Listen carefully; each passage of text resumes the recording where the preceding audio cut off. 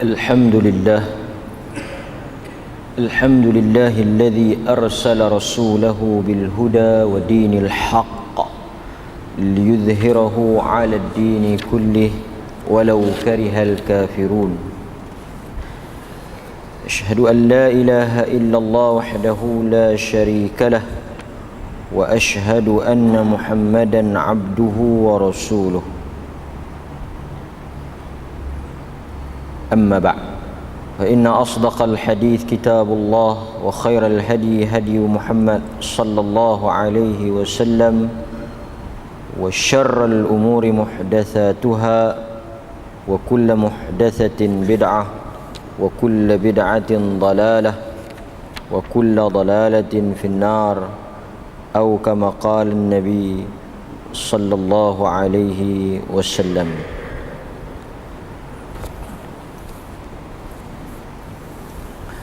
Alhamdulillah tuan-tuan, kita masih lagi dalam perbincangan hadis yang pertama daripada himpunan hadis yang disusun di dalam kitab Mastika Hadis, dan kita masih lagi dalam bab ataupun topik sebaik-baik petunjuk. Fa inna asdaqal hadis kitabullah. Sebaik-baik petunjuk adalah kitab Allah, dan wa khairal hadi, dan sebenar-benar ataupun sebaik-baik hidayah itu adalah hudan Nabi sallallahu alaihi wasallam, petunjuk Nabi sallallahu alaihi wasallam. Sebab itu kalau kita tengok perkataan sahabat seperti Sayyidina Abu Bakar Siddiq radhiyallahu an, kata Abu Bakar, tidaklah aku mengetahui sesuatu sunnah yang dilakukan oleh Nabi melainkan aku pasti akan melakukannya. Kata Abu Bakar As-Siddiq, tidak ada sunnah yang sampai dalam pengetahuan aku melainkan aku akan amalkannya, kerana aku bimbang sekiranya aku meninggalkan satu daripada sunnah Nabi, aku akan sesat. Perkataan Abu Bakar ini menggambarkan betapa beratnya berpegang kepada sunnah Nabi sallallahu alaihi wasallam. Kerana kata Abu Bakar As-Siddiq, tak perlu untuk kita meninggalkan 2, 3 ataupun 4 sunnah, hanya cukup sekadar kita meninggalkan satu sunnah, kita boleh tergelincir daripada petunjuk dan jalan yang benar. Sebab itu tuan-tuan, pentingnya kita belajar ataupun mengetahui tentang sunnah Nabi sallallahu alaihi wasallam. Antaranya yang disebut oleh para ulama ahli sunnati wal jamaah adalah untuk memastikan amalan yang kita lakukan itu diterima oleh Allah. Kenapa perlu kita mengetahui tentang sunnah, berpegang dengan sunnah dan mengikuti sunnah? Kerana salah satu daripada syarat diterimanya sesuatu amalan itu adalah berdasarkan kepada sunnah Nabi sallallahu alaihi wasallam. Disebab itu kalau kita tengok ada hadis yang menyebut tentang tindakan seorang sahabat yang menyembelih korban sebelum daripada salat Aidil Adha dengan tujuan yang baik. Dia sembelih itu kerana nak menjamu Nabi sallallahu alaihi wasallam awal. Kalau kita tengok dalam Al-Quran, bahkan dinamakan Aidil Adha kerana disembelihnya korban pada waktu duha. Sebahagian ulama menyebut adha itu merujuk kepada waktu duha, kerana disembelih pada waktu itu. Tidak sah sembelihan yang dilakukan sebelum daripada waktu duha ataupun sebelum daripada salat hari raya. Apa yang disebut dalam Al-Quran, fasalli li rabbika wanhar, dan hendaklah kamu salat kepada Tuhan kamu dan berkorbanlah, wanhar, dan sembelihlah. Ada seorang sahabat ni, dia sembelih sebelum daripada salat sunat Aidil Adha, kerana dia nak jamu Nabi. Sebelum orang salat dia sembelih. Selesai daripada orang salat, dia panggil Nabi SAW untuk makan. Kemudian Nabi rasa pelik, Nabi heran, macam mana dia boleh siap awal, walha orang baru selesai salat. Maka bila Nabi SAW tanya pada dia, Nabi SAW periksa bila dia sembelih. Dia sembelih sebelum daripada salat. Maka Nabi kata sembelihan itu tidak jadi korban, walaupun dia sembelih cukup syarat, mati dengan cara yang betul, dengan niat yang betul nak jamu Nabi dan sahabat, tetapi tidak mengikut sebagaimana sunnah Nabi SAW. Nabi kata haiwan itu tidak diterima sebagai korban, dia hanya menjadi sembelihan biasa, sembelih lain untuk dikira sebagai korban. Demikianlah tuan-tuan, bagaimana dalam amalan kita, walaupun mungkin banyak yang kita lakukan, tetapi belum tentu diterima oleh Allah Azza wa Jalla. Maka sebab itu hadis yang pertama diletakkan dalam bab ataupun kitab ini, pentingnya untuk kita berpegang dengan kitab Allah dan mengikut sunnah yang paling benar, sunnah yang paling betul, hidayah yang sebaik-baik hidayah, iaitu hidayah Rasulullah sallallahu alaihi wasallam. Tidak ada amalan yang lebih baik daripada amalan Nabi sallallahu alaihi wasallam. Sebab itu mengetahui amalan Nabi ini merupakan suatu benda yang wajib. Kullu ummati yadkhulunal jannah illa man aba wa man ya'ba. Setiap daripada umat aku, mereka pasti akan masuk syurga. Kullu ummati yadkhulunal jannah. Setiap daripada umat aku, mereka pasti akan masuk ke dalam syurga. Illa man aba, melainkan mereka yang enggan dan engkar. Kalau kita baca dalam Al-Quran, di antara perangai enggan ini ialah perangai iblis. Aba wastakbar. Apabila Allah memerintahkan, wa idh qulna lil malaikati isjudu li Adam fasajadu illa iblis aba wastakbar. Dan apabila kami memerintahkan malaikat untuk sujud kepada Adam litta'zim, kerana menghormati Adam, mereka sujud, melainkan iblis kerana enggan dan sombong. Nabi kata setiap umat daripada umat dia akan masuk dalam syurga, melainkan mereka yang enggan. Para sahabah radhiyallahu anhum ajma'in bertanya kepada Nabi sallallahu alaihi wasallam, "Wa man ya'ba?" Siapakah golongan yang enggan, golongan yang terusir daripada masuk ke dalam syurga? Kata Nabi, "Man ata'ani faqad ata'a Allah." Sesiapa yang taat kepada aku, dia taat kepada Allah. Sesiapa yang derhaka kepada aku, dia derhaka kepada Allah. Jadi orang yang enggan adalah orang yang tidak mengikut dan berpegang dengan sunnah Nabi sallallahu alaihi wasallam. Artinya orang yang menolak dan tidak beramal dengan sunnah Nabi sallallahu alaihi wasallam, mereka termasuk daripada golongan yang disebut oleh Nabi golongan yang enggan. Dan golongan yang enggan ini adalah golongan yang terusir daripada syurga Nabi, syurga Allah Subhanahu wa taala. Mari kita tengok lagi kepentingan kita mengikuti sunnah Nabi sallallahu alaihi wasallam. Di antaranya yang disebut oleh para ulama, satu hadis yang menceritakan tentang beratnya orang yang menolak ataupun tidak mengikut sunnah Nabi sallallahu alaihi wasallam. Antaranya di dalam Al-Quran, Allah Subhanahu wa taala menyebut tentang larangan mengangkat suara ke atas suara Nabi sallallahu alaihi wasallam. Artinya bila nak bercakap dengan Nabi, tak boleh bercakap dengan suara yang kuat. Tuan-tuan boleh rujuk dalam surah Al-Hujurat ayat yang kedua.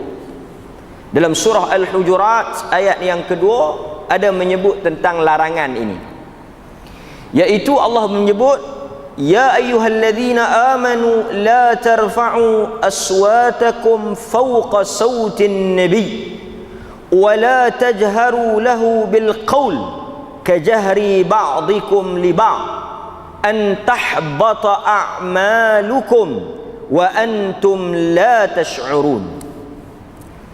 Wahai orang-orang yang beriman, la tarfa'u aswatakum fawqa sawtin nabi, janganlah kamu mengangkat suara-suara kamu melebihi daripada suara Nabi. Saut, suara. Jangan kamu bercakap dengan Nabi dengan nada yang tinggi, dengan nada yang keras, melebihi daripada suara Nabi. Wala tajharu lah, dan janganlah menempik, menjerit dengan Nabi bil qaul, dengan perkataan kamu bercakap dengan nada yang keras, nada yang kuat. Kita sebut jeqah dekat Nabi SAW, kajahri ba'dikum li ba'd, seperti mana yang kamu bercakap sesama kamu. Dalam ayat ini Allah melarang kita bercakap dengan Nabi dalam konteks turunnya ayat ini dalam perbincangan di kalangan sahabat lah. Sebab mereka yang bercakap dengan Nabi, kita tak bercakap dengan Nabi. Jadi ayat ini larang nak sahabat-sahabat bila nak bercakap dengan Nabi, jangan bercakap kuat. Artinya jangan meninggikan suara, jangan mengangkat intonasi dan nada kamu itu seolah-olah menengking Nabi SAW. Seperti mana yang kamu duk bercakap sesama kamu, bercakap kuat, bercakap deras sesama kamu, jangan kamu bawa perangai itu, jangan kamu bawa intonasi itu bila kamu bercakap dengan Nabi SAW. Kerana orang yang mengangkat suaranya lebih daripada suara Nabi SAW, maka Al-Quran mengatakan antahbata a'malukum, Allah Subhanahu wa ta'ala akan membatalkan amal ibadah yang kamu lakukan. Wa antum la tash'urun, dalam keadaan kamu tidak sedar bahawa amalan yang kamu lakukan itu telah dibatalkan. Sebahagian daripada mufassir, ulama tafsir, ketika mengulas ayat ini, mereka memberikan suatu ulasan yang menarik. Allah hanya menyebut la tarfa'u aswatakum fawqa sawtin nabi, jangan kamu mengangkat suara kamu, kerana orang yang mengangkat suaranya antahbata a'malukum, Allah Subhanahu wa ta'ala akan membatalkan amalan dia. Salat dia, puasa dia, zakat dia, haji dia, sedekah dia, korban dia, semua batal sebab dia mengangkat suara dia. Kata para ulama, tuan-tuan, satu benda yang kita nak kena muhasabah. Apa dia? Hanya dengan mengangkat suara melebihi suara Nabi, amalan yang kita lakukan itu telah dibatalkan oleh Allah. Cuba bayangkan bagaimana pula kesudahan mereka yang bukan sekadar mengangkat suara daripada suara Nabi, tetapi melakukan lebih daripada apa yang dilakukan oleh Nabi sallallahu alaihi wasallam. Ini baru angkat suara. Angkat suara, Nabi cakap pelan, dia cakap kuat, dia tempik dekat Nabi, batal amalan dia. Bagaimana pula keadaan bukan sekadar mengangkat suara, tetapi memandai-mandai melakukan sesuatu yang tak dilakukan oleh Nabi, menambah-nambah sesuatu yang tak ditunjuk oleh Nabi sallallahu alaihi wasallam. Sebab itu ada di dalam ayat yang lain Allah menyebut apa, tuan-tuan? La tuqaddimu baina yadayillahi wa rasulih, dan janganlah kamu janganlah kamu melebihi daripada apa yang diperbuat oleh Allah dan Rasulnya. Artinya orang yang melakukan bid'ah dalam agama, dia bukan sekadar mengangkat suara dia daripada suara Nabi, tetapi dia telah melebihkan perbuatan yang tak dilakukan oleh Nabi. Kalau mengangkat suara pun dah batal amalan. Pergi buat satu benda yang Nabi tak buat, pergi tambah satu benda yang Nabi tak ajak, pergi modify, ubah suai, pergi buat pula tata cara agama yang Nabi tak pernah tunjuk, maka kata para ulama, qiyas aulawi, dia panggil lebih-lebih lagi lah dibatal dan ditolak amalan tersebut. Kalau Nabi cakap sikit, kita cakap kuat pun batal. Yang Nabi tak buat langsung, kita pergi buat, tak batal.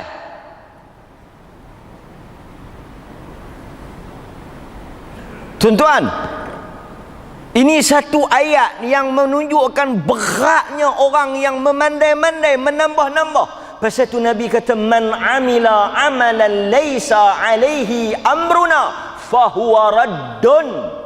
Sesiapa yang melakukan sesuatu amalan yang tidak kami lakukan dalam hal urusan agama, fahuwa raddun, maka amalan yang dilakukan itu ditolak.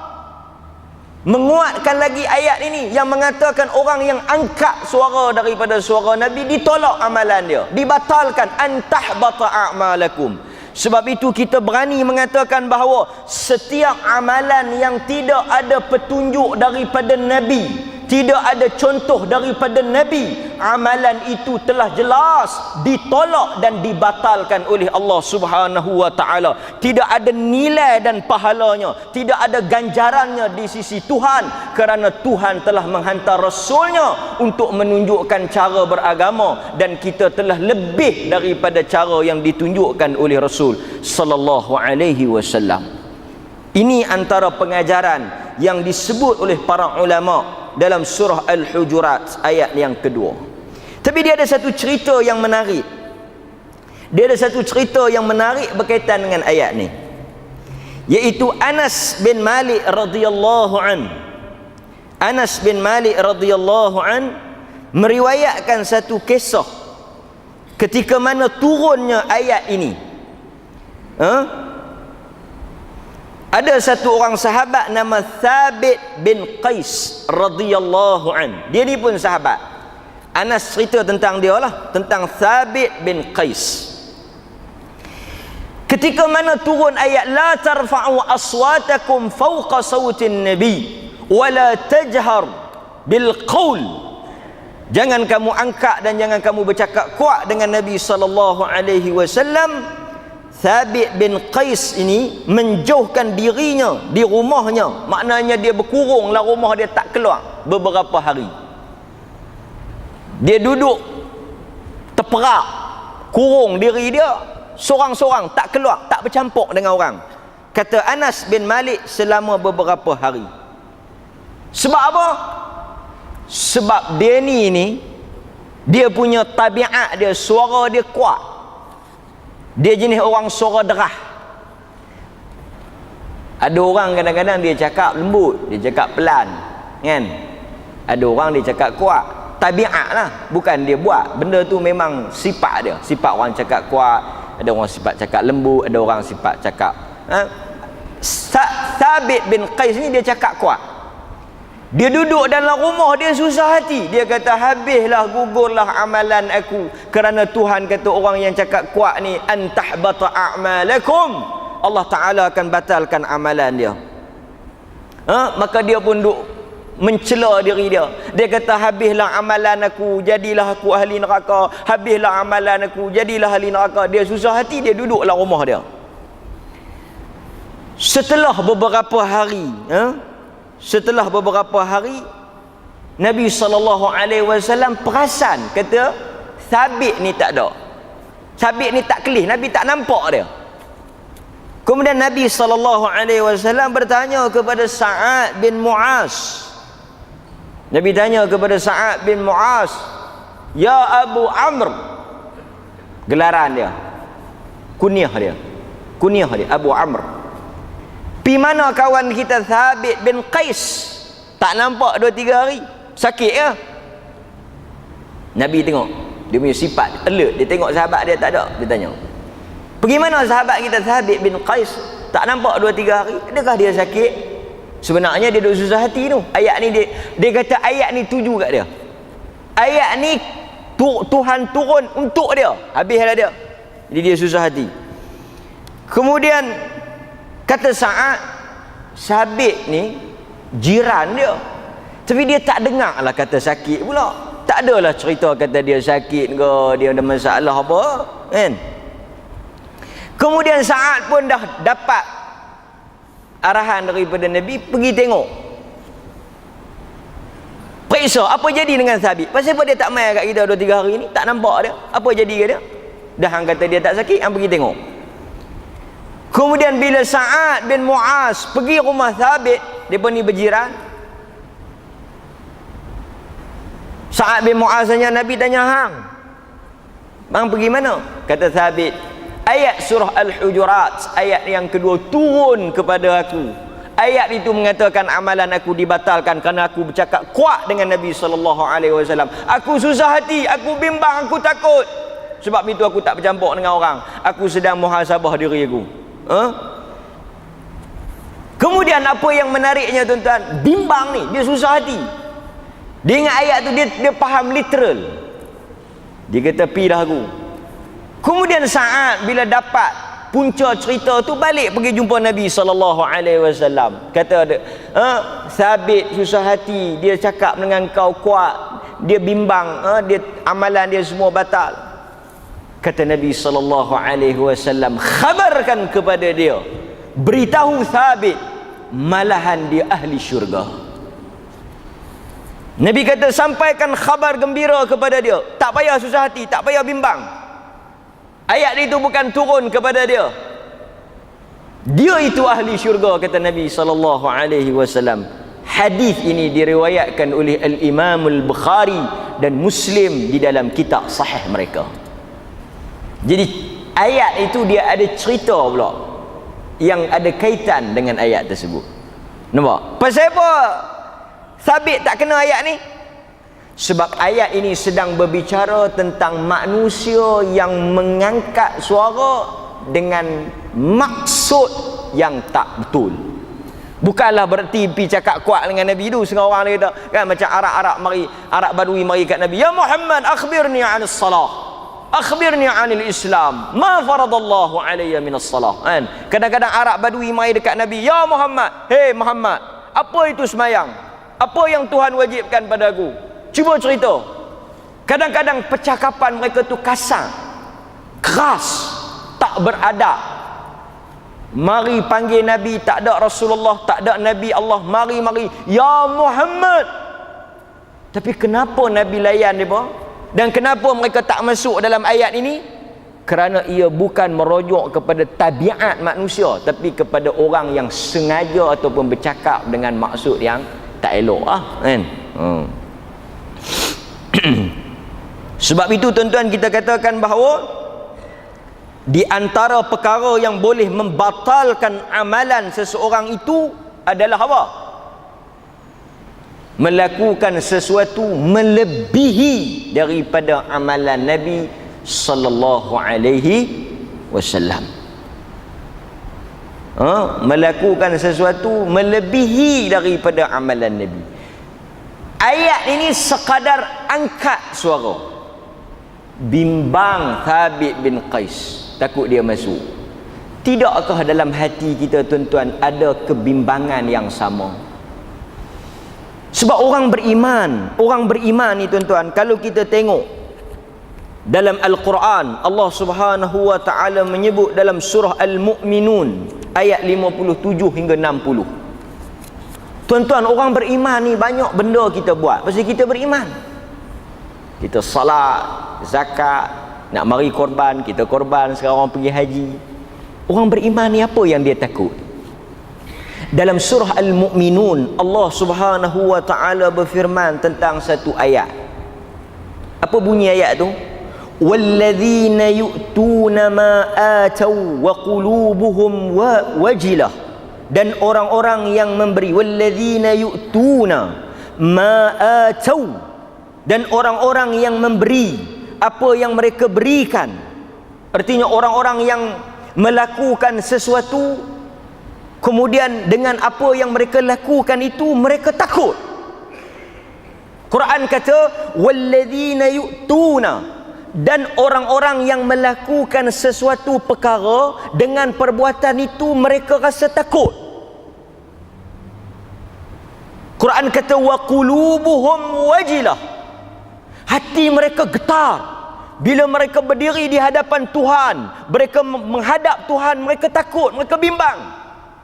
Mereka bimbang apa? Mereka bimbang dengan perbuatan mereka, amalan mereka. Ketika ayat ini turun, ada satu hadis riwayat Tirmizi. Ini orang beriman kena baca, tuan-tuan. Quran kata walladzina yu'tuna, dan mereka yang memberikan, melakukan ma'atau, sesuatu amalan, perbuatan, bila mereka berdiri di hadapan Tuhan, mereka bimbang dan takut dengan perbuatan mereka. Aisyah radhiyallahu anha. Tuan-tuan, kita kena baca benda ni, kita kena dengar. Siapa-siapa yang pernah dengar, alhamdulillah. Yang tak pernah dengar, kena ambil berat. Aisyah kata, adakah orang yang takut itu orang yang mencuri, orang yang berzina? Sebab orang yang mencuri dan berzina, mereka melakukan dosa.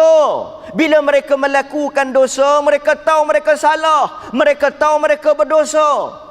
Dan bila berdiri di hadapan Tuhan, merekalah yang sepatutnya takut, merekalah sepatutnya bimbang dengan apa yang mereka lakukan. Aisyah bertanya kepada Nabi, adakah golongan itu yang Al-Quran maksudkan? Kerana Quran tak sebut siapa dia.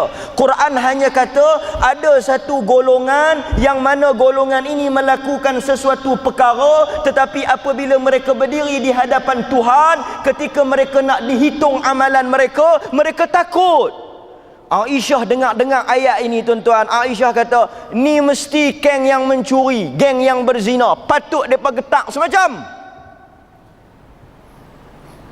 Nabi kata tak.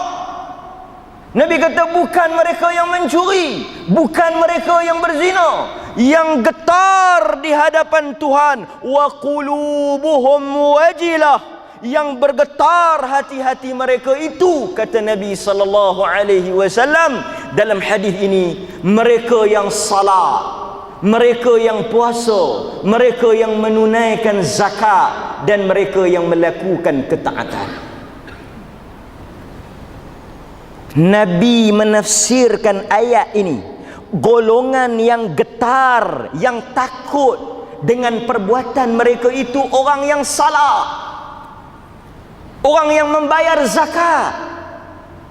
Untuk apa mereka takut? Untuk apa mereka bimbang?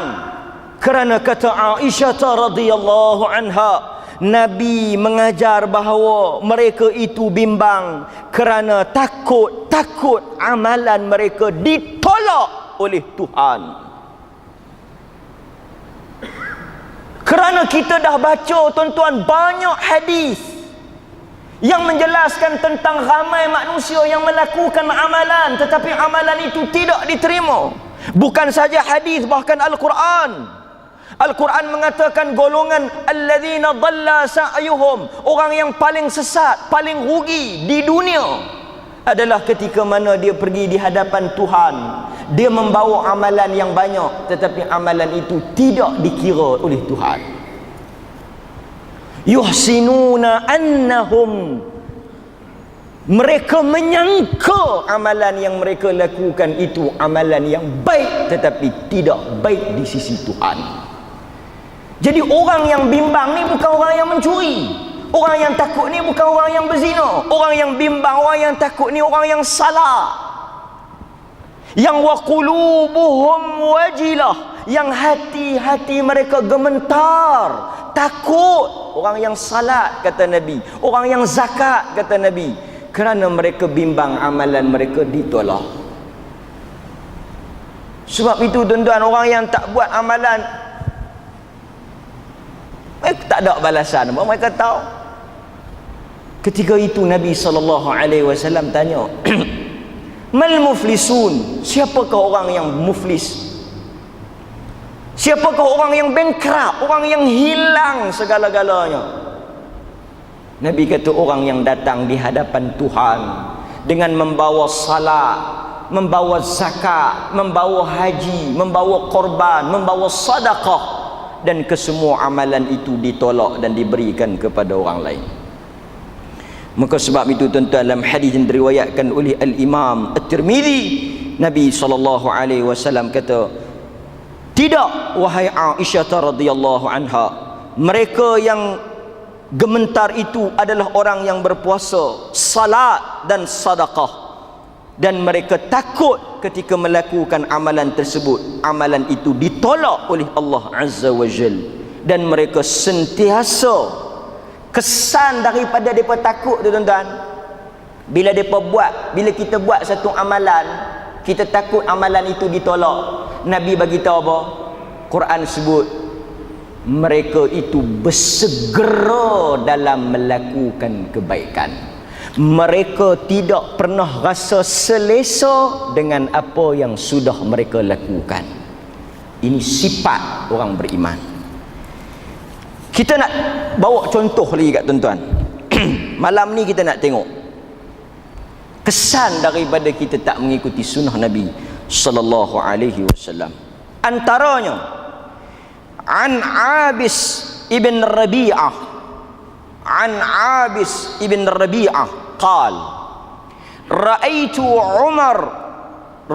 عمر بن الخطاب رضي الله عنه يقبل حجر. Aku melihat Umar Al-Khattab yuqabbil al-hajar. Siapa dia yang tengok? Abis ibn Rabi'ah. Abis ibn Rabi'ah. Dia kata ra'aitu Umara. Aku tengok Umar. Dia cium Hajarul Aswad. Al-Hajar ni Hajarul Aswad lah yang sekarang orang duk pergi berebut nak cium tu. Wa yaqul, ketika dia cium Hajarul Aswad, Umar berkata, ini kata-kata dia yang masyhur, cuba kita tak tahu kan. Kata-kata ini direkodkan atau diriwayatkan oleh Al-Imam Al-Bukhari dan Imam Muslim, muttafaq alaih. Artinya hadis ni kira ranking yang terbaik daripada sudut kesahihan dia lah. Kata Sayyidina Umar, inni a'lamu annaka hajarun. Dia cakap dengan batu tu. Dia cakap kat batu tu. Tapi naknya dia bukan cakap dengan batu tu, dia cakap dengan kita. Dia pun tahu batu tu tak dengar kan. Bodoh lah kalau dia cakap dengan batu. Tapi kata-kata dia untuk kita.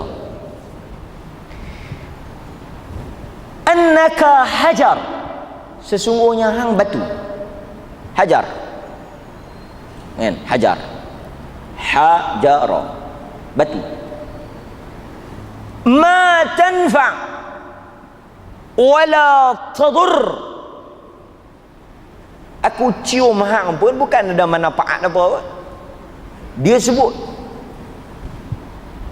kata-kata ni ringkas tuan-tuan, tapi ini gambaran kepada manusia yang faham, manusia yang dia tahu makna akidah. Pasal itu orang ahli sunnati wal jamaah, dia tak jadi ghairah dengan benda-benda seperti kasut, ketui batu kan, rambut.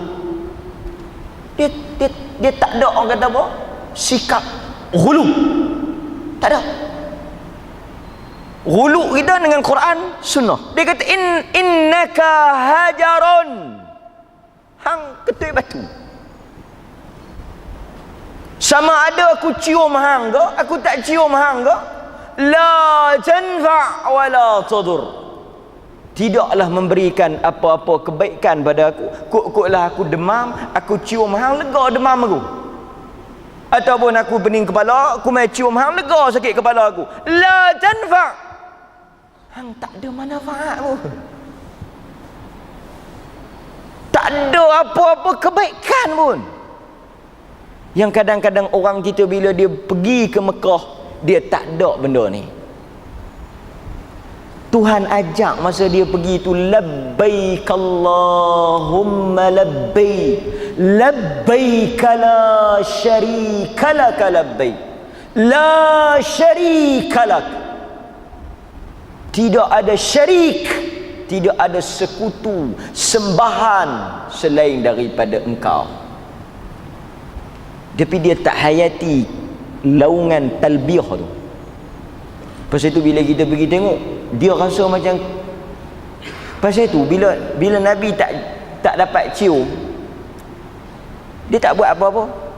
Dia tak pergi ambil kepiah pergi sapu, dia tak pergi ambil biji tasbih pergi sapu, dia tak ambil kain pergi sapu, tak ada.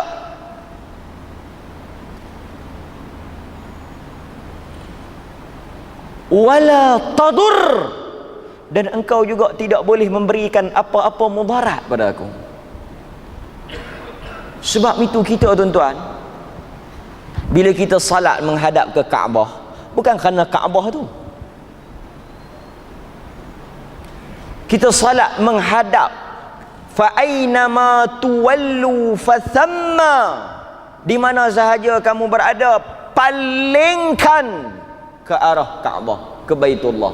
Tetapi bukan Baitullah itu, arah itu, bukan Kaabah tu, tapi kerana ia adalah perintah Tuhan. Sebab itu kita tak ada masalah ni ketul-ketul batu ni, orang duk jual batu geligar, batu apa tu, cincin-cincin tu kita pakai sunnah. Tapi ni cincin ni kalau kita pakai ni, hantu ni, pelarih ni, kebaya ni, ini semua khurafat, karut marut yang mana masyarakat kita masih hidup ada. Batu geligar ni, azimat ni, batu. Dan tak mustahil batu ni dicuri. Dan tuan-tuan pernah dengar ada cerita ada puak curi batu ni? Puak mana? Qaramitah. Ada satu puak nama Qaramitah, balah batu ni. Tetapi orang tak pergi buat haji di Qaramitah, di tempat dia. Dan Kaabah yang kita pergi sekarang ni, yang orang duk sapu, duk apa semua tu, walaupun dia mulia kerana Allah muliakan dia, tetapi dia tidak ada la tadar wala tanfa. Bahkan kelambu dia tu pun bukan ada apa-apa manfaat pun. Kelambu tu dia buat tiap-tiap tahun. Dia bukan kelambu daripada zaman Nabi, dan kelambu tu pun tidak ada apa-apa. Kita boleh katakan pada kelambu tu, tuan-tuan pegang kelambu tu, tuan-tuan kata hang adalah kain daripada kain-kain yang ada di atas muka bumi ni, dan hang tidak boleh memberikan manfaat dan mudarat. Hang jangan duk kata tak ketahuan hala, maksudnya hang balik tadi nak bercakap. Orang kita bila dia buat sesuatu, dia akan masukkan unsur khurafat tu. Di Mekah ni hang jangan buat tak ketahuan hala, sekali jadi tak ketahuan hala. Di mana pun kita tak boleh buat benda tak ketahuan hala, kerana Tuhan itu bukan sahaja berada di Mekah,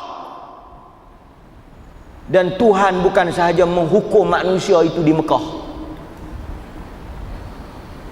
Kadang-kadang kita tak boleh bezakan kenapa tujuan kita pergi ke. Kita ada makam Ibrahim. Quran sebut makam Ibrahim. Makam Ibrahim ni batu tempat Nabi Ibrahim pijak. Sebab itu dia ada tapak kaki. Pasal Nabi Ibrahim pijak batu tu. Quran kata wattakhidhu min maqami Ibrahim musalla. Dan hendaklah kamu mengambil makam Ibrahim itu sebagai tempat solat.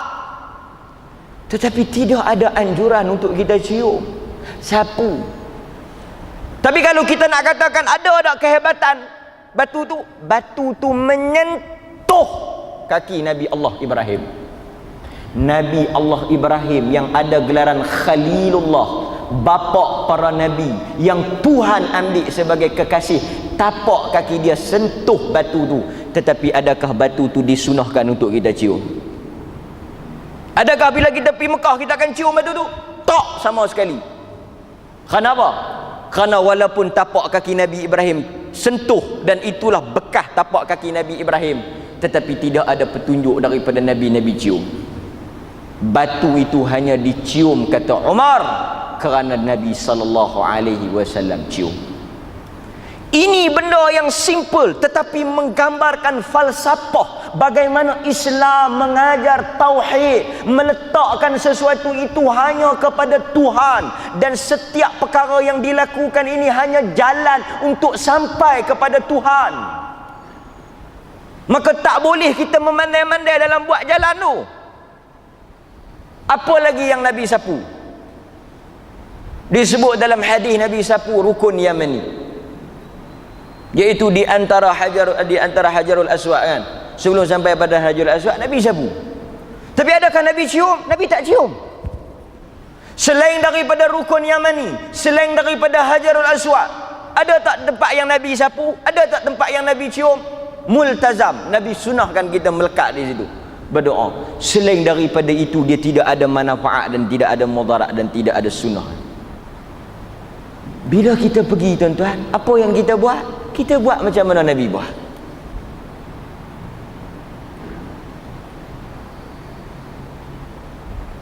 Kerana bukan benda tu yang kita tuju, tetapi sunnah yang kita junjung, kan? Sebab itu dia kata, walaula anni raaitu Rasulullah yuqabbiluka ma qabbaltuka. Kalaulah, kata Sayyidina Umar, kalaulah tidak kerana aku melihat engkau dicium oleh Nabi sallallahu alaihi wasallam, Nabi cium engkau, ma qabbaltuka, aku pun tak kelapak nak cium hang. Aku pun tak teringin nak cium hang, aku pergi cium benda-benda lain yang lebih bermanfaat. Kan? Pasal ada orang kata pula, lepas tu kalau hak cium lain tak apa pula depa ni. Nak cium hak Hajarul Aswad tak boleh sangat. Nak cium Kaabah tak boleh sangat. Kerana kita cium itu dengan niat ibadah. Tuan-tuan, pasal apa tuan-tuan cium Hajarul Aswad? Kerana tuan-tuan telah meniatkan masa tuan-tuan cium tu taqarrub ila Allah.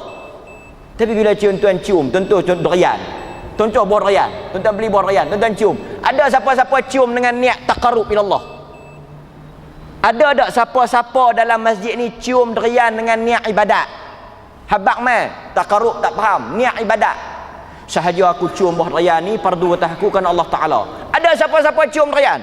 Kita cium tak ada kaitan dengan agama, tak ada kaitan dengan ibadat. Pasal kita nak tahu bau dia, elok tak elok buah tu, sedap tak sedap, buruk tak buruk.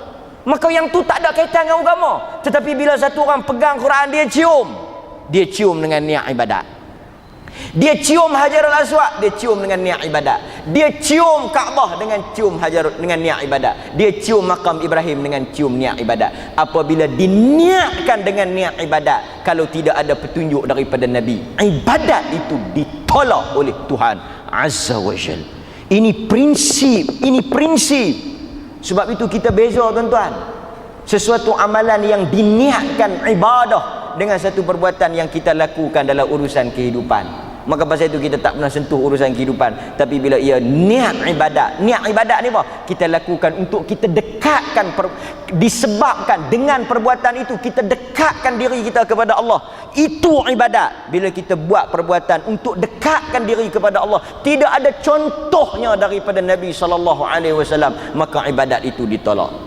Sebab itu Al-Imam An-Nawawi rahimahullahu ta'ala, tuan-tuan tahu dia letak hadis ni dalam bab apa?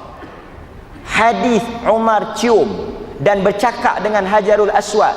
Al-Imam An-Nawawi rahimahullahu ta'ala letakkan hadis ini dalam bab kitab dia Riyadhus Salihin, dalam bab Al-Amru Bittiba', dalam bab perintah untuk mengikuti sunnah, muhafazah ala sunnah, bab perintah jaga sunnah, bab perintah jaga ikut sunnah. Kenapa Al-Imam Nawawi letak hadis ni, tak letak dalam bab haji, tak letak dalam bab kelebihan Hajarul Aswad?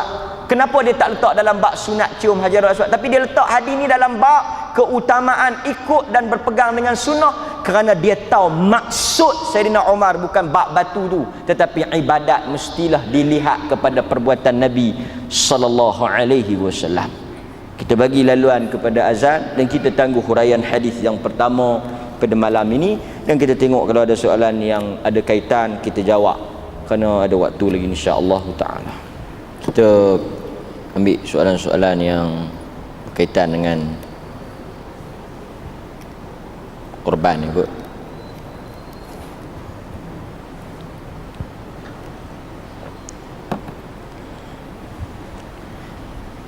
Bolehkah berkongsi korban dengan akikah dalam satu binatang? Tuan-tuan, pertama kita nak kena betulkan sikit kita punya budaya tu. Bila mai musim korban, kita akan kalut dengan akikah. Ni tak ada satu bab. Macam mana dia faham kita pun tak tahu. Bila mai bab korban, kita akan kalut dengan akikah. Korban cerita lain, akikah cerita lain. Ni pun satu bab orang kena faham elok-elok. Korban, pasal apa kita kalutlah korban? Pasal dia ada kaitan dengan hari raya Aidil Adha. Kita korban pasal apa? Pasal dia bila korban kerana hari raya Aidil Adha. Kita sembelih haiwan bahimatul an'am kerana ada kaitan dengan hari raya. Akikah kerana aqiqah.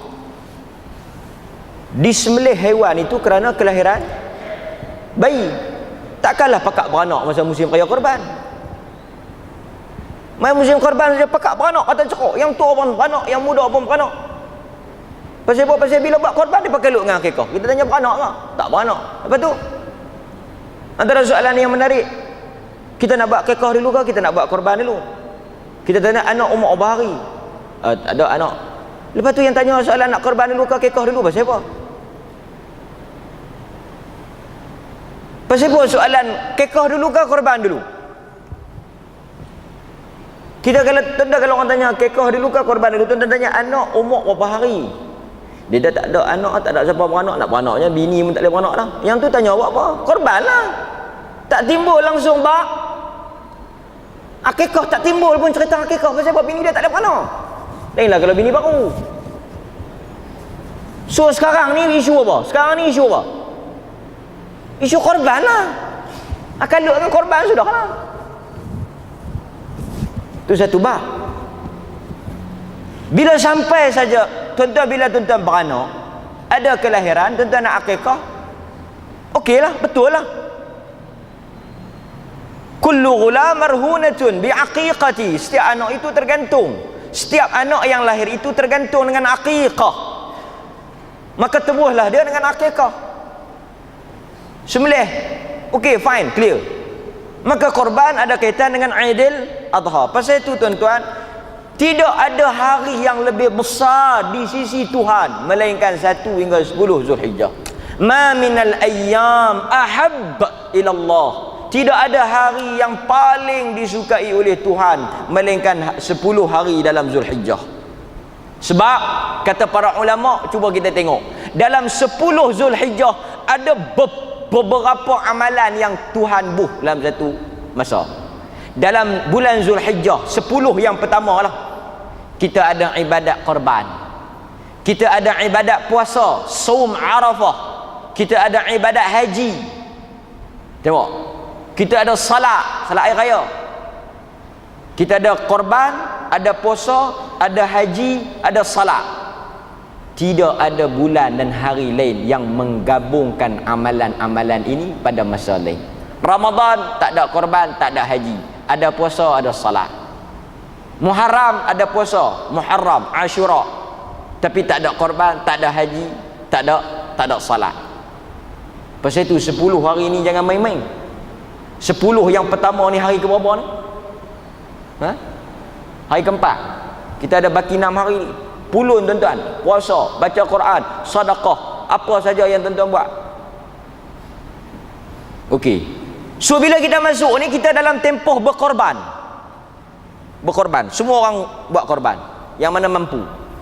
Siapa yang ada kemampuan buat korban, kambing ke lembu ke apa, tu pulang. Nanti kita bincang lain. Cuma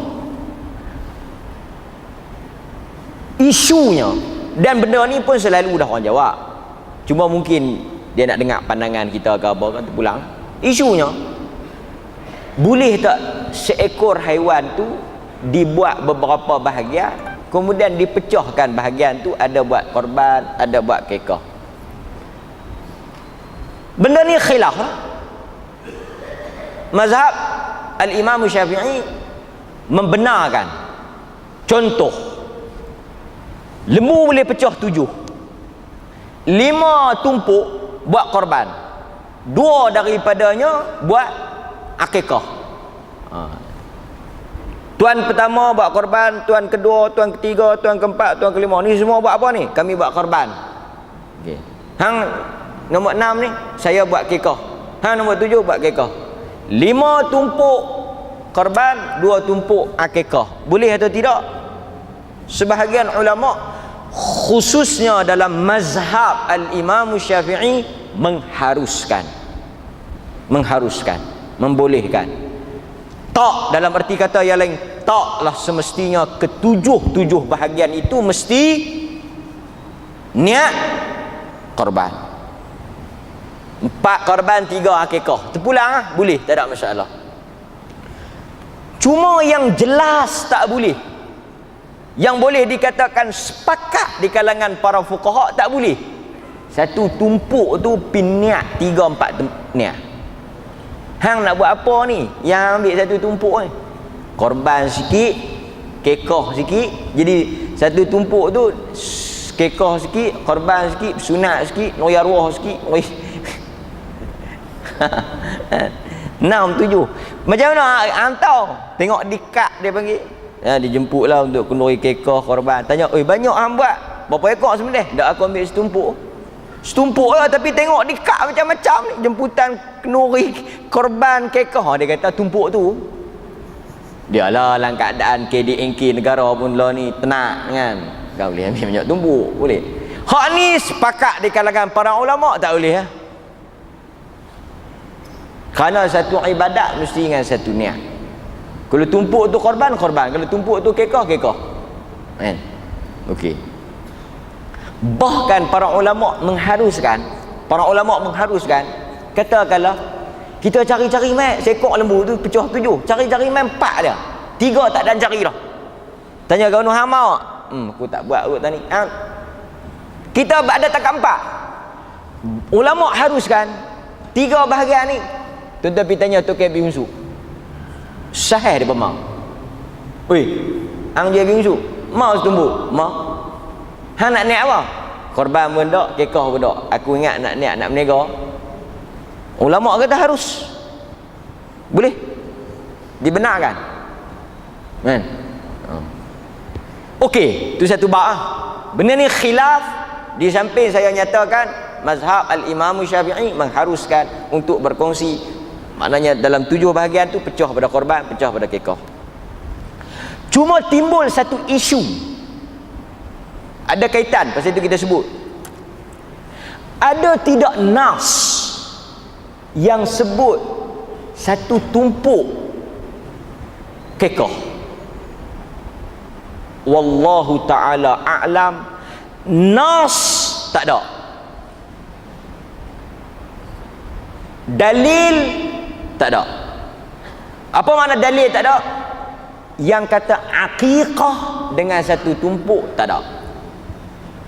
Nas hanya menyebut aqiqah ghulam syatani, laki-laki 2 ekor.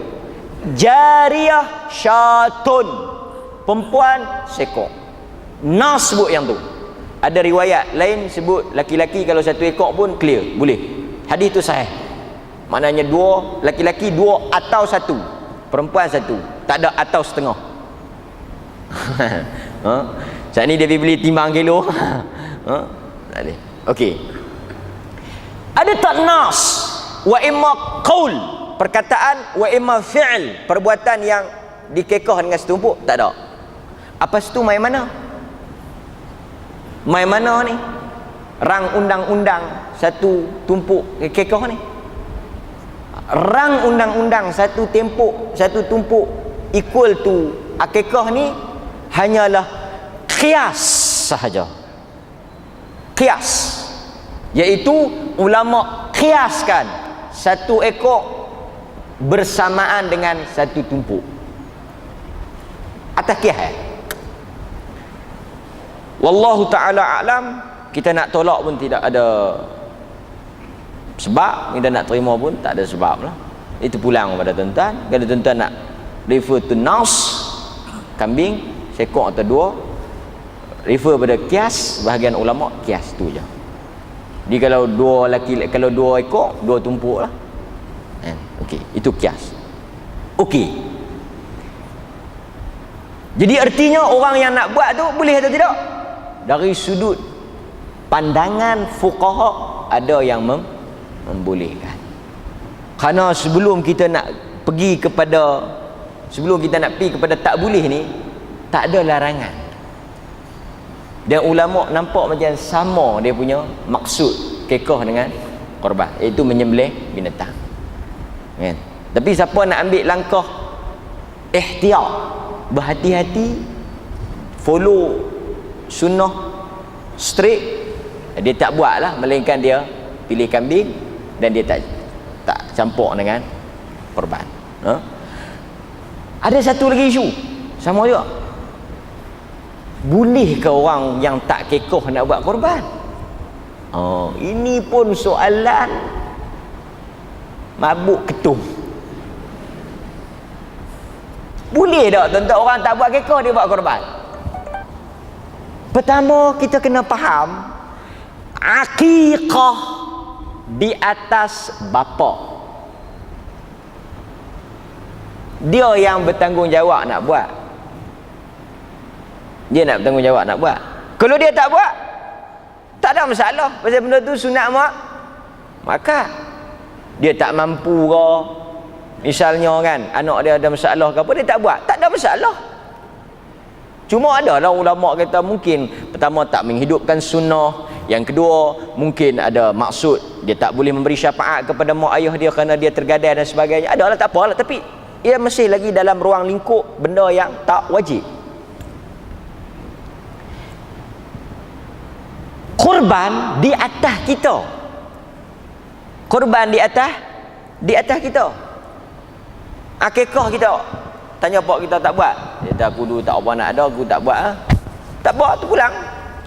Kita bila mai korban, itu kita punya cerita. Korban kita punya cerita. Kita mampu kita buat lah. Kita tak mampu tak payah buat. Kalau kita mampu tak buat pun ada ulama kata tak ada masalah. Misalnya dalam mazhab Syafi'i bagi dia sunat muakkad. Setengah mazhab dia kata wajib lah. Itu pun khilaf. Tapi kalau satu orang mampu tak buat tak? Dalam mazhab Syafi'i tidak ada masalah. Tetapi bagi dia sunat muakkad lah, dituntut kalau boleh buatlah kan. Pun tidak ada masalah kita kata. Tetapi tidaklah dijadikan syarat kita akikah dulu lepas tu kita pergi buat korban. Korban isu lain, akikah isu lain. Dan kita kena ingat tuan-tuan, korban berlaku setiap tahun. Akikah sekali itulah. Dia bukan sambut bersedih. Tiap-tiap tahun kita buat. Anak mana anak ni? Dah abang bukan buat dah. Tahun lepas tahun ni tak buat Kita kata akikah ni sekali lah. Apa masalah kalau kita buat banyak? Dosa ke? Kalau tak buat tu cerita lain lah. Ni buat banyak kali pun hampa kacau. Kami tak buat, hampa kata tak buat sunnah. Kami buat tiap-tiap tahun, duit kami nak jamu hampa makan pun hampa kacau juga. Ini pun kacau tak? Tiap-tiap tahun dia buat akikah. Anak dia seorang tu ya. Wih, tahun ni tak buat lagi ni. Dia boleh tanya. Dia boleh kata macam tu. Tahun ni tak buat lagi ni. Kena buat ni. Maka kita kata apa tuan? Maka kita katakan perbuatan itu tidak ada dasarnya. Tapi kita boleh tak pergi makan? Boleh. Tak makan boleh. Tapi adakah dia sunnah? Adakah dia dituntut? Tak. Tapi korban, ada orang dia faham macam ni. Ini tak betul. Tak buat tahun ni. Buat apa tahun lepas buat dah cukup. Ini tak betul. Korban ni tiap-tiap tahun. Ada orang dia faham sekali. Yang sekali seumur hidup tu haji bang haji oi. Haji betul ya. Pergi sekali tak pergi dah. Korban. Tentunya buat korban tu ni. Dia tak buat apa? Mak saya buat dah dulu kat saya. Tu dia. Bila yang mak buat ni? Dulu masa pusat pun tak luruh lagi. Lepas tu hang tak pernah buat dah. Cukup apa? Ini kadang-kadang kita tak faham. Korban every year. Sebab dia mari tiap-tiap tahun. Kau raya haji ni yang kita sambut masa tu lah. Lepas tu tak sambut dah. Kan? Kan? Okey. Macam tu juga orang tanya, banyak orang tanya korban pada orang mati. Tuan-tuan, pertama korban dia untuk orang hidup. Siapa hidup dia disuruh buat lah. Orang mati tak dituntut buat. Korban ni ibadat yang bila mari hari raya buat. Jadi bila mari hari raya dia tak ada, dia nak buat macam mana? Bukan takat buat korban, raya pun dia tak boleh dah. So dia dituntut dah. Yang kita kadang-kadang kalut buat kat orang mati, kita tak buat, itu salah. Yang dituntut orang hidup, pasal tu sunnahnya orang hidup. Dan sebab itu ulama kata apa? Tak ada riwayat Nabi buat kat siapa?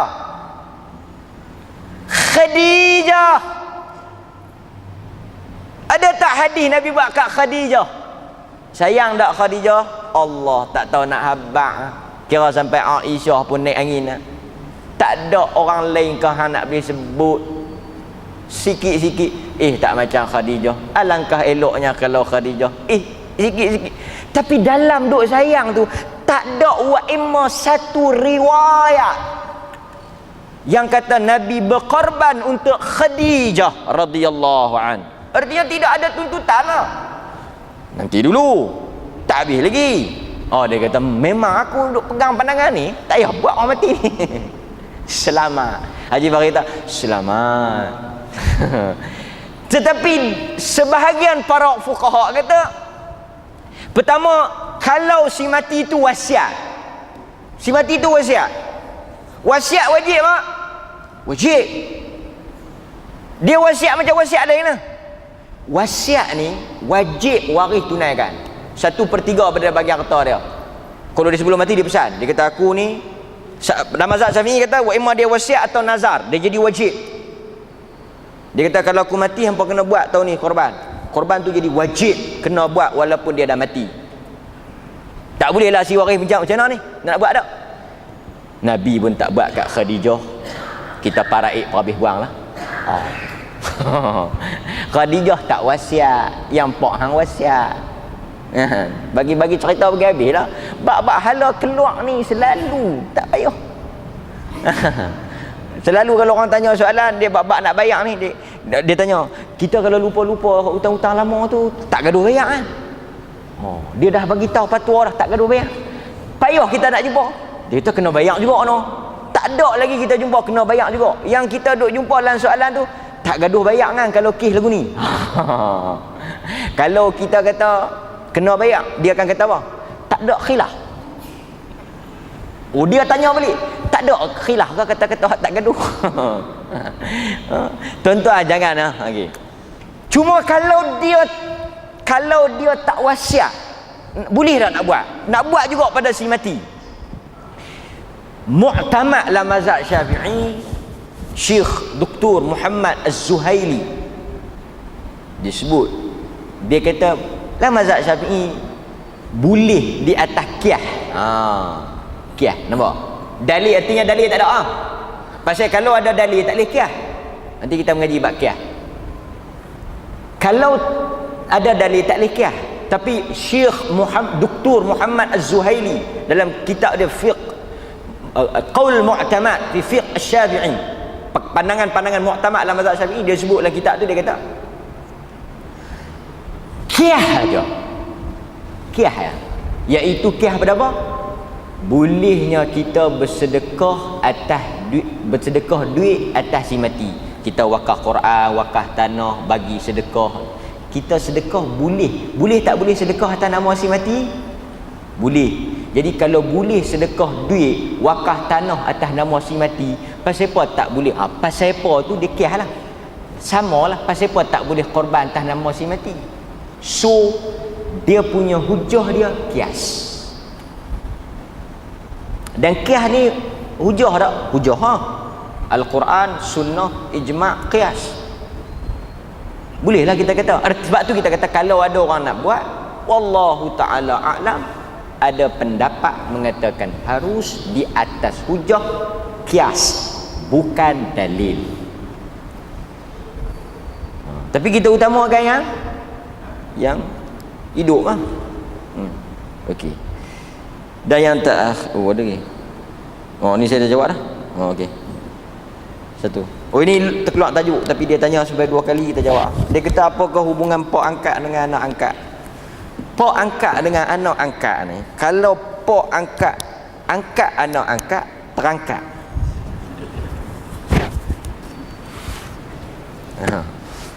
Tuan-tuan, dalam Islam satu orang boleh haram nasab melalui 2 kaedah. Dia jadi anak kita dalam 2 kaedah lah. Satu, nasab, artinya kita kahwin dengan satu orang perempuan, dia lahirkan anak, yang itu anak kita, darah daging kita. Nasab, dia panggil nasab kita. Mahram kita, waris kita, ada bahagian faraid, aurat dia dengan aurat kita terbuka dan sebagainya lah. Anak kita. Satu lagi, kalau dia tak anak kita, dia tidak lahir daripada rahim isteri kita, dia bukan daripada jalan yang biasa, dia boleh jadi nasab, dia boleh jadi waris, dia boleh jadi mahram kita, anak kita dalam arti kata yang lain melalui radha'ah. Radha'ah ni apa? Susuan.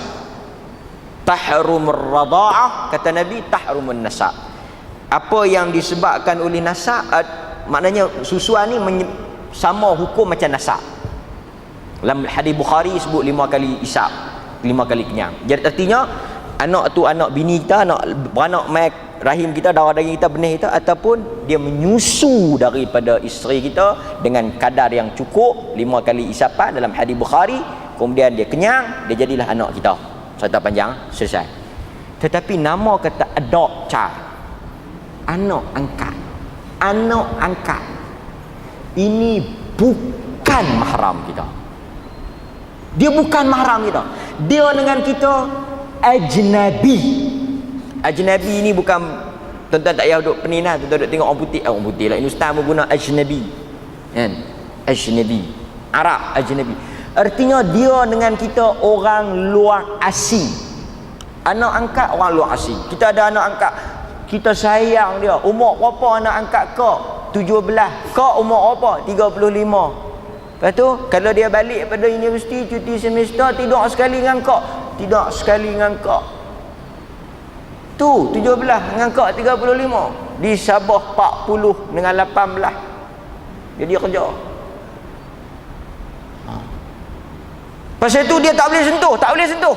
Boleh salam, tak boleh salam. Boleh buka tudung depan pak angkat, tak boleh. Boleh pak angkat cium, tak boleh. Pasal tu terangkat. Jangan main-main. Ni hukum. Saya bela daripada kecil, daripada besar ibu jari. Lah besar ibu apa? Ibu nyok. Ibu apa lah ni? Dia bukan kira macam tu, dia hukum. Dia bukan boleh kira daripada besar ibu jari tu bila duk merah lagi, tak kalah. Dia tak kira takkan. Maka dia bukan mahram. Dia tak boleh berkhaluat, tak boleh buka aurat, tak boleh bersentuhan dengan kita. Dia bukan darah daging kita. Itu satu. Dan dia tak boleh dibinkan dengan kita. Tak boleh. Tak boleh. Pasal apa tak boleh? Pasal dia bukan anak kita, dia bukan nasab kita. Pasal bin ni dia akan pergi kepada pusaka, waris, faraid dan sebagainya. Pasal tu dalam Quran ada nama Zaid. Kes apa? Kes anak angkat. Dalam Quran ada nama Zaid, tak ada nama Abu Bakar, tak ada nama Ali, tak ada nama Osman, tak ada nama Talha, tak ada nama Zubair, ada nama Zaid. Nama Umar pun tak ada. Tak tahu ada Zaid. Pasal apa? Pasal kes anak angkat. Nabi binkan Zaid bin Muhammad, Quran turun tegur Nabi tak boleh. Zaid bin pak dia, bin Harithah, bukan bin Muhammad. Kita sayang lagu mana pun hukum tak boleh bin. Ada orang saya kenal, dia pergi bin dia. Ngaji pun tak mengaji. Dia tadi sayang, tak boleh, haram. Haram, haram, haram. Dia berkata kena sebut 3 kali. Mukmah. Tak boleh tuan-tuan, hukum. Maka bila dia besar, kita kena bagi tahu ada batasan dia dengan kita. No? Jadi kita kena ambil. Kalau nak bagi dia ni, suruh dia menyusu dengan kak kita ke, menyusu dengan bini kita ke, menyusu dengan adik isteri kita dia akan jadi anak menakan susuan kita lah. Itu tak apa. Tapi kita kena jaga ni bab hukum kan.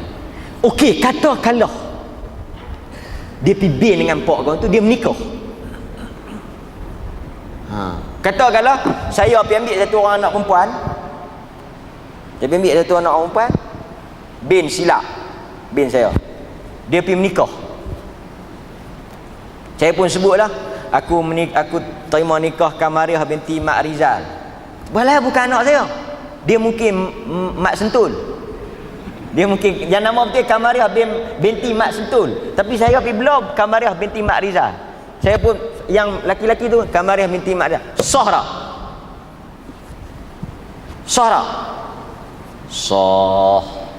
Jangan bimbang, sah. Yang pentingnya apa? Perempuan yang kita nak kahwini tu kita tahu dan kita tentukan siapa dia. Silap di bin tidak memberi kesan pada akad tu. Cik, oh dia bukan Mak Rizal, dia Mak Sentul. Tu macam mana aku pergi sebut? Aku pergi sebut Mak Rizal tu, padahal Mak Sentul. Kita kena cerai lagi kan? Tak perlu. Sah. Kenapa? Yang pentingnya kita tahu pengantin lelaki tahu siapa dia, pengantin perempuan kita tahu siapa dia. Pasal itu nama ni tak ada dalam syarat pun. Kita tanya Tok Imam, ni saya tak sebut. Orang dulu senang. Pe'ah bin Mak. Aku terima nikah Pe'ah bin Mak. Senang. Tang tu yang sebut. La nama 4 huruf. Bukan 4 perkataan. Nak sebut tak boleh. Tak payah sebut tak apa tak? Tak boleh. Kena sebut. Tu kau pecah peluh orang ni hafal. Dia kata hafal Fatihah lagi mudah pada hafal nama bini aku ni. Nama Allah ni. Pasal tu kita bila nak buh nama anak kita kena fikirkan untuk menantu kita punya maslahat. Bukan kita. Esok ni yang nak menikah dengan anak aku ni boleh sebut tak? Kalau boleh sebut kita buh. Kalau dia tak boleh sebut, dia kata aku terima nikah dengan anak perempuan ni. Kawan ni. Dia tunjuk lagu tu lah. Dia pipi. Ni Tok Imam sebut, aku terimalah nikah dengan anak perempuan kau ni. Sah. Tok Imam pula kata, dia ni ada 6 anak perempuan ni. Hak mana satu? Kita tanya Tok Imam ni, saya nak main menikah dah hari ni. Bukan nak main Messi. Takkanlah saya tak ketahuan hak mana satu. Artinya ta'yin, dia dah tentu siapa dia, dia dah tahu. Yang pentingnya dia tahu yang mana satu. Melainkan pipi tu duduk atas bantai baldu. Keluar mai. Kelas. Waktu tu baru nak kelas. Waktu tu baru nak kelas kot lah. Pasal tu cerita Melayu dia buat tu tak betul. Cerita Melayu buat tak betul kan. Dia nak menikah dengan kau, dia pergi pakak macam mana tu, pergi sebut nama adik ke apa kau. Dia niat dengan kau. Jadi dengan adik ya. Jadi dengan kau. Kan? Betul adik tu nak. Qadhi tu tengok kan. Kalau tak ada siapa boleh teruskan dengan dia. Tak ada. Tuan-tuan kena faham satu ya. Saya selalu sebut. Hukum ni bila kita nak bagi tahu kat orang, kita nak jawab kat orang, kita mesti ada sifat mengesahkan, memudahkan dan menyelamatkan. Kalau orang tanya kita, kita cuba sedaya upaya nak bagi sah, nak bagi boleh, nak bagi terima, nak bagi lepas. Janganlah ada satu sikap syok bagi batal. Saya semayang syok tadi saya rasa macam nak terkentut. Batal hang kena mayang leh, hang balik pergi mayang leh, ambil yak mayang leh, hang bayar leh. Cubalah kita jawab sah, rasa saja. Agama mau macam tu. Melainkan dia habaq mai kat kita. Saya mayang-mayang syok tadi dengar bau apa semua. Hak tu kita tak boleh nak selamatkan lah. Macam doktor dia keluar-keluar. Tak payah nak macam mana batal. Tapi kalau dia cerita kat kita tu, dia kata saya rasa. Kita akan cuba sedaya upaya mengesahkan. Rasa ada dengar bunyi-bunyi? Tak ada, tak dengar bunyi-bunyi. Okey, tak apa. Dia kata saya puasa toh niat tak niat atau? Niat lah tu. Hari ke berapa dah ni? Hari ke 29. Raya tinggal berapa hari? Esok sehari. Artinya kita nak bagi dia lepas. Ada orang kadang-kadang dia syok. Saya makin pukul 8 tadi toh niat tak niat? Batal hang kena ganti. Dia syok tau. Dia syok jawapan dia tu orang. Pi dah. Lepas tu ada orang tanya, dia kata saya sembelih. Binatang tu mangkit, tak mati. Lepas tu orang buat je no. Oh, saya sambung sembelih. Lepas tu mati ya? Mati. Oh, mati tak apa. Mati tak apa. Kita jangan tengok. Dia sembelih. Lepas tu mangkit buat je no. Mangkit dia berjalan. Lepas tu, sembelih balik tak? Tak boleh lah, dia pun kata dah angkat tak boleh. Lepas tu ambil. Biar tak tahu pergi ke mana. Apa? Tuan-tuan sembelih dia mangkit. Tuan-tuan buat sambung sembelih bagi mati ya. Benda di luar kawalan. La yukallifullahu nafsan illa wus'aha. Bukan kita nak siksa dia mangkit nak baca nak jenis lihat. Kan? Maka sifat fatwa ini mestilah, jawapan ni mestilah ada sifat. Wallahu taala alam. Saya cukup dulu setakat itu. Wassallallahu ala nabiyyina Muhammad. Assalamualaikum warahmatullahi wabarakatuh.